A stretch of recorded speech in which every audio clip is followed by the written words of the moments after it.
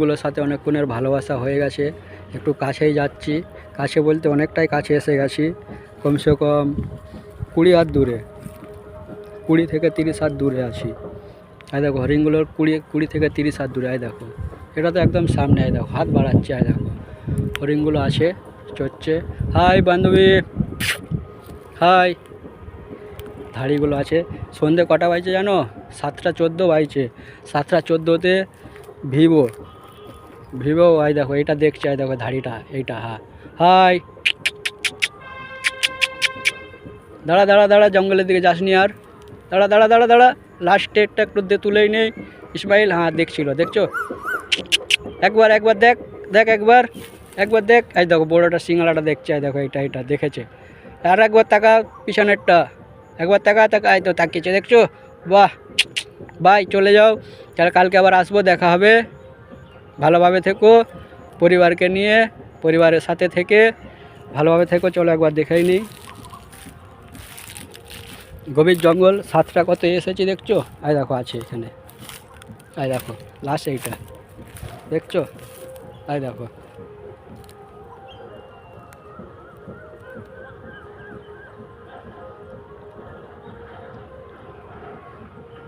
চলো আস্তে আস্তে যাই, পিছন দিক দিয়ে গেলে বুঝতে পারবে না, কেন পাতার আওয়াজ না হলে না। আমাকে অনেকক্ষণ থেকে আগে দেখেছে, আমি অনেকক্ষণ দিয়ে ভিডিও করছিলাম, আমাকে দেখেছে ওরা ফলো করেছিল, কমসে কম আধ ঘন্টা ফলো করেছে। তারপরে ওদেরকে আমি দেখেছি কমসে কম 15 মিনিট। চলো ভিতর দিকে চলে গেছে দিক দিয়ে। আর যাচ্ছি না কেন, ওরাও ডিস্টার্ব হবে কেন, ওদের সন্ধে হওয়ার আগে থাকার জায়গা খুঁজে নিতে হবে।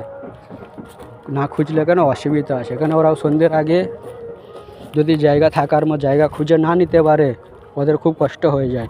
তার জন্যেই আমার জন্যে আমি ওদেরকে কষ্ট দিতে চাইলাম না, চলে আসলাম।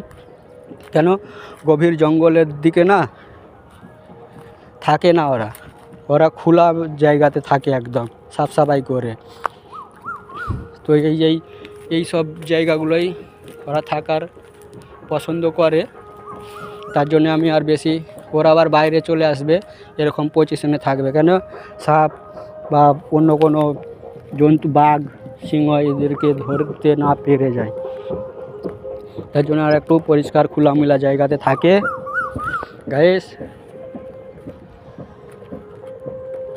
এই আমার হচ্ছে, আর এই এসেছিলাম জঙ্গলেতে। বাই।